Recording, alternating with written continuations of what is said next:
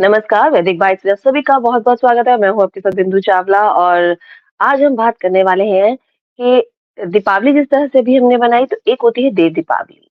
देव दीपावली क्या होती है? क्यों इसका महत्व होता है? क्यों कार्तिक मास में ही इसे मनाया जाता है? इस बारे में हम चर्चा करेंगे और हमारे साथ इस चर्चा में रहेंगी बीना गुप्ता जी। बीना जी आपका बहुत-बहुत स्वागत है। धन्यवाद। नमस्कार सभी को।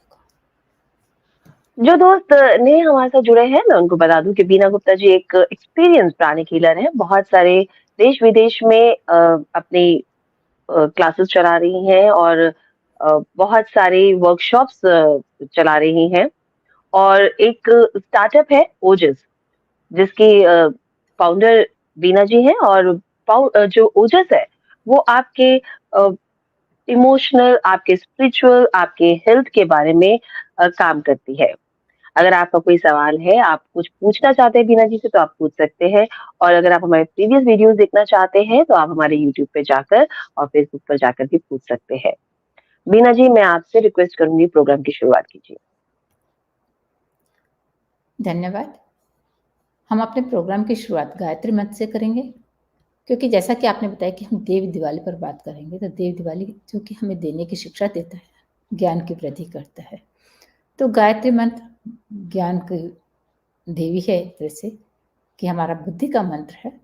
परम पिता परमेश्वर, परम पूज्य गुरुदेव वे वंदनीय माता जी के सूक्ष्म संरक्षण को महसूस करते हुए एक साथ एक स्वर में गायत्री मंत्र।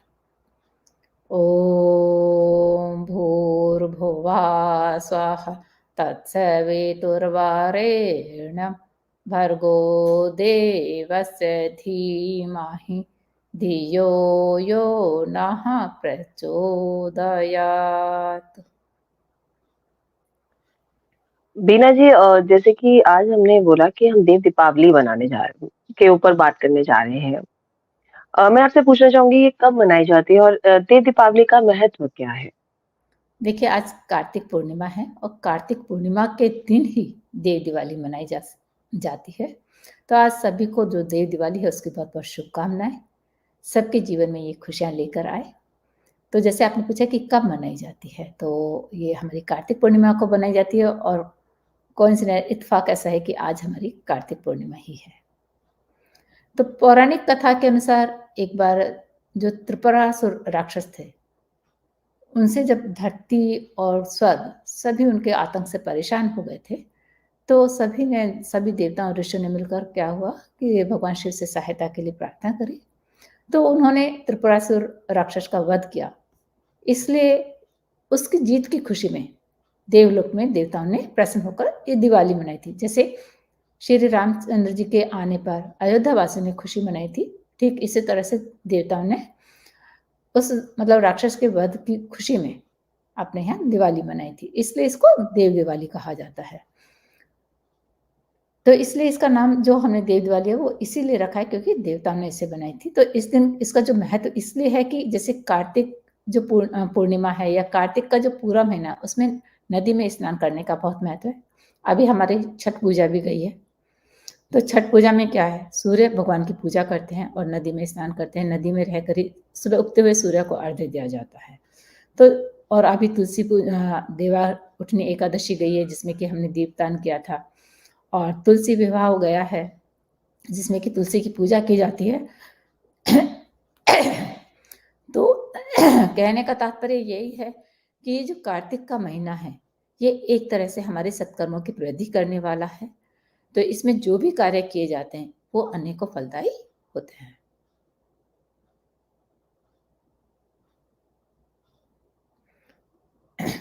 जैसे आपने कहा कि अभी बहुत महत्व होता है इसका, पूर्णमासी के ही दिन महत्व होता है।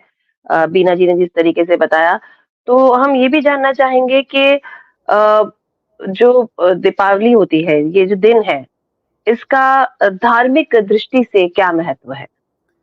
देखिए, धार्मिक दृष्टि से यही महत्व है कि जैसे इस समय आज के दिन बहुत सारे काम हुए, कहते हैं हर दिन का कोई ना कोई अपना इतिहास होता है। तो ठीक इसी तरह से कार्तिक पूर्णिमा है, वो जो दिन है उसका अपना इतिहास है। जैसे कि जो कुमार कार्तिकेय थे उन्होंने तारकासुर का वध किया था और पौराणिक कथा के अनुसार जो शंखासुर राक्षस था, वो हमारे वेदों को चुराकर जब लेके गया तो उन्होंने मतलब जल में डुबो दिए थे, वो सागर में डुबो दिए थे, तो भगवान विष्णु ने मछली का रूप धारण करके उन वेदों को लेकर आए थे। आज ही के दिन था वो।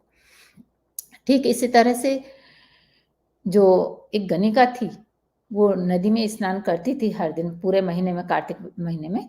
तो जब उसने अपने प्राण छोड़े थे, मतलब वो पेशे से अच्छी नहीं थी, लेकिन वो पूरे महीने उसने मतलब देवताओं की पूजा करी थी, नदी में स्नान करा था सूर्योदय से पहले। तो वो कहते हैं कि देवलोक को ही गई, नहीं तो कहते हैं ना जैसा कर्म करते हैं वैसा ही फल मिलता है। तो वो ऐसे होने पर भी देवलोक को गई। जो देवी रुक्मणी है उनके बारे में ये कहते हैं कि वो भगवान कृष्ण को सबसे ज़्यादा प्यारी थी। सत्यभामा थी वो उनसे भी मतलब रुक्मणी थी, पटरानी थी, और जो सत्यभामा थी वो श्री कृष्ण जी को बहुत प्रिय थी, सब रानियों में सबसे ज़्यादा प्रिय थी। वो इसी के कारण थी कि उन्होंने जो पूरा जो कार्तिक माह का स्नान किया था कि सुबह, क्योंकि देखिए इस माह में ठंड पड़ने लग जाती है। अभी तो मौसम में मतलब ग्लोबलाइजेशन हो रहा है तो इसलिए इतनी ठंड नहीं पड़ती, लेकिन पहले के समय में ठंड पड़ने लग जाती थी। फिर नदी पर जाना, वहाँ स्नान करना, तो एक कठिन तपस्या के रूप में उसे माना जाता था। और जब अपने शरीर से कोई तप किया जाता है, मन से, भावों से, विचारों से तप किया जाता है, तो निश्चित रूप से वो फलदायी हो जाता है।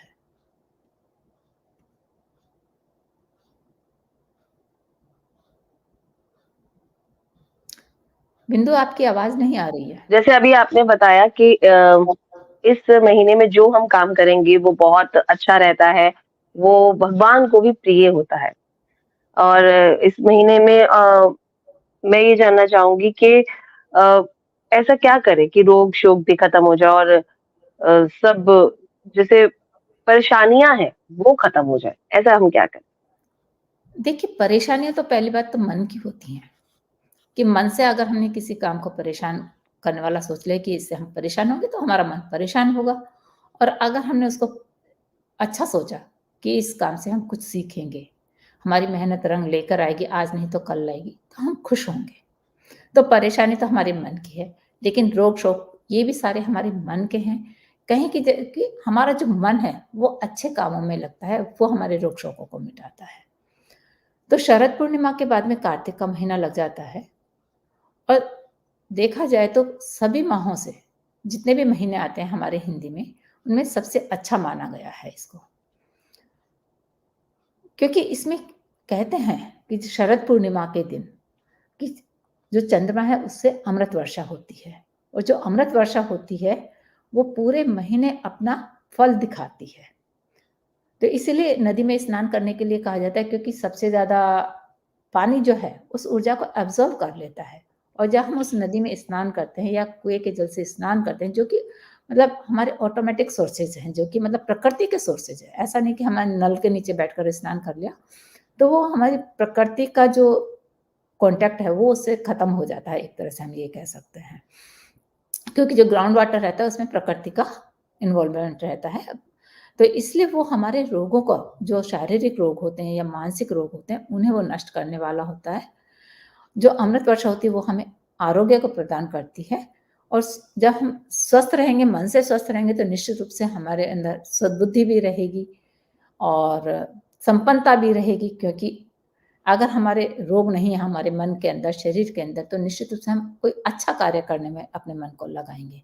तो इसलिए हमें कुछ, मैं बता रही हूँ कि जो कि हमें करने चाहिए, जिससे कि हमें आरोग्य मिले, मतलब हमारा शरीर और मन स्वस्थ रहे। और कुछ ऐसे कार्य हैं जिन्हें कि हमें नहीं करना चाहिए, क्योंकि वो इस महीने के अकॉर्डिंग, इस महीने के अनुरूप वो सूट नहीं करते हैं। अगर उन कामों को किया जाएगा तो रोग, मतलब जो हमारे शारीरिक या मानसिक रोग हैं वो पूर्ण रूप से सही नहीं हो सकते हैं।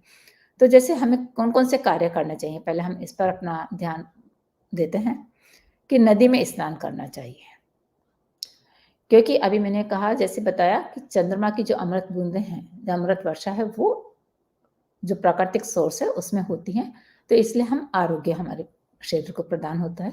व्रत करने चाहिए, क्योंकि इस समय अगर हम व्रत उपवास करते हैं तो क्या हमारा डिटॉक्सिफाइड हो जाता है पूरे शरीर का, तो उससे हमारा मन भी स्वस्थ होता है। कहते हैं दीप दान करना चाहिए, मतलब दीपक जलाना चाहिए, क्योंकि इसके बाद में जो हमारी है सर्दियों की रातें आने वाली हैं, अंधेरी रातें हो जाती हैं, जैसा कि हमने पिछले अपने एपिसोड में बताया कि हमारे जो पितृ हैं उनकी रातें शुरू हो जाती हैं। तो उनकी को रोशनी देने के लिए हमें दीपदान करना चाहिए। और तुलसी जी का भी जैसे विवाह हुआ था, तो तुलसी पूजा का इस समय विशेष महत्व है क्योंकि इस माह में तुलसी जी का जन्म भी हुआ था और उनका विवाह भी हुआ था। तो इसलिए जब इस माह में तुलसी का पूजन किया जाता है, उनकी सेवा की जाती है और उसका सेवन भी किया जाता है, मतलब उसको लिया जाता है, तो वो हमारे शरीर के कई रोगों को नष्ट कर देता है।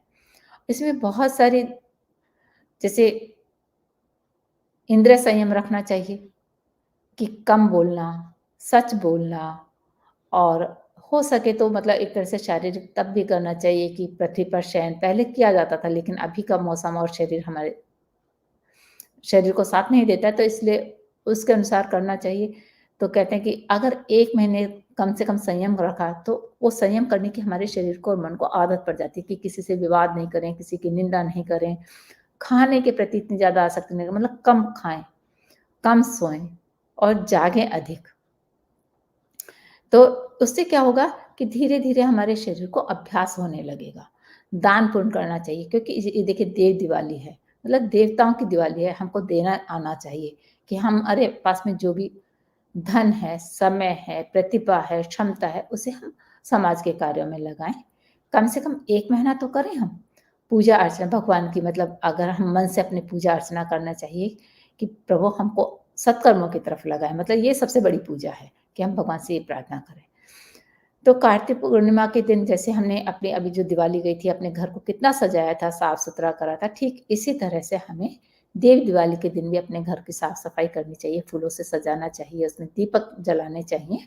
और इस दिन कहते हैं क्योंकि कार्तिक पूर्णिमा का चाँद, जैसे शरद पूर्णिमा का चंद्रमा सबसे बड़ा होता है, कार्तिक पूर्णिमा का चंद्रमा भी उसी तरह से देखना बहुत शुभ होता है क्योंकि पूरे महीने का उसमें ग्लोबल होता है। तो इस तरह से हमको ये करना चाहिए और जो नहीं करने चाहिए, वो हमें क्या नहीं करना चाहिए?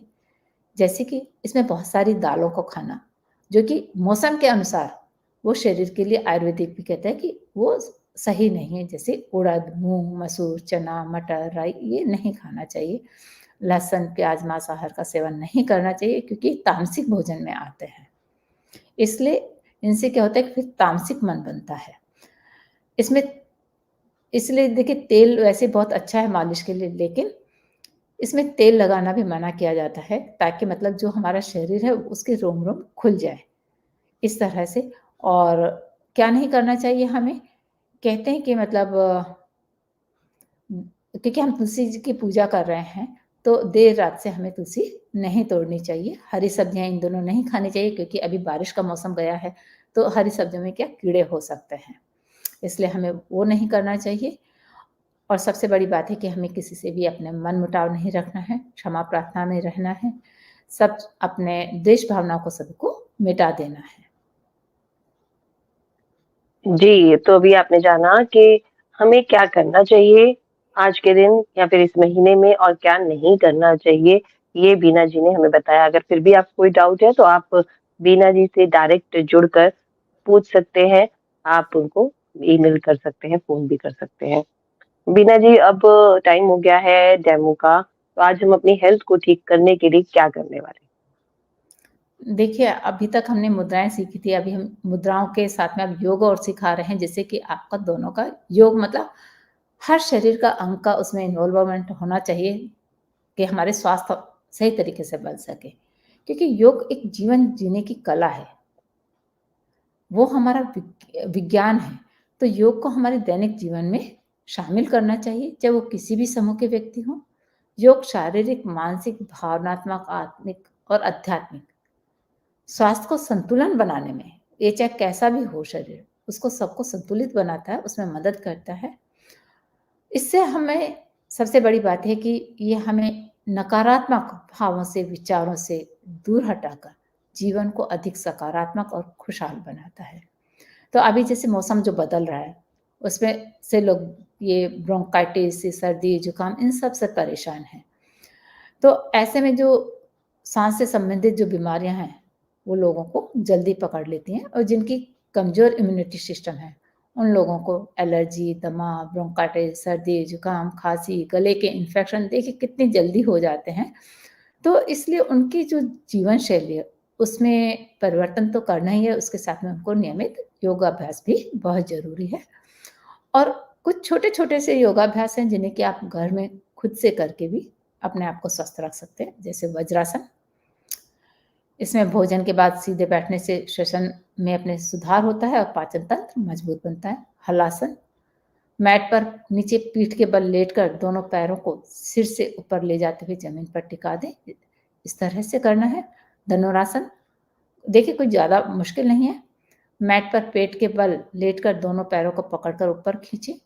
सीने में फैलाव फैलाव जब होता है तो फेफड़ों में ऑक्सीजन भी का फ्लो बढ़ जाता है और आपका श्वसन तंत्र है वो मजबूत होता है। मत्स्यासन, सिर को उल्टा कर मैट पर रखें। सीना ऊपर होने से फेफड़ों को भरपूर ऑक्सीजन मिलने से इम्यूनिटी बढ़ेगी। अनुलोम विलोम प्राणायाम, दिन में 2 बार खाली पेट प्राणायाम का अभ्यास करने से 2 महीने में रोगी को राहत मिलने लगेगा। तो इन सभी योगासनों को कैसे करना है, वह ओजस सोल यूट्यूब और फेसबुक चैनल पर बताया गया है। आप अपने आप पर और योग पर विश्वास रखें, क्योंकि सकारात्मक सोच, सही मानसिक दशा और दृष्टिकोण ही आपको जो योग से मिलने वाले फायदे हैं उन्हें देगा। चाहे बच्चे हों या बड़े, योग अपने दैनिक जीवन में शामिल करना चाहिए। ऐसे में आप ओजस का सहारा लेकर योग को सुरक्षित और बेहतर तरीके से कर सकते हैं, क्योंकि योग में सावधानियां बहुत जरूरी हैं। जी, बीना जी, थैंक यू सो मच कि आपने इतने अच्छे से हमारे व्यूअर्स को समझाई चीज़ें जो कई बार होता है कि हमें पता सब कुछ होता है लेकिन गाइडेंस की बहुत ज़रूरत पड़ती है और वो गाइडेंस हम आपसे देते हैं, उसके लिए बहुत-बहुत शुक्रिया।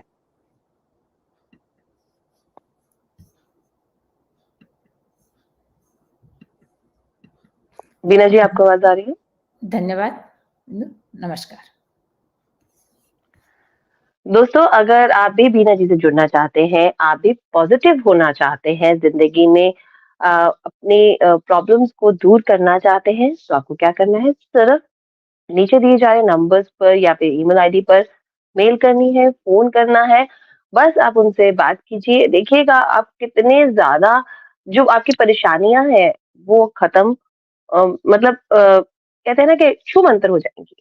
तो आप कोशिश कीजिए, अपनी प्रॉब्लम्स को जो है या फिर अपनी जो बातों को है, आप बात कर सकें बीना जी से, जुड़िए उनसे और अगले हफ़्ते फिर आपसे मुलाकात होगी, तब तक के लिए हमें दीजिए इजाज़त।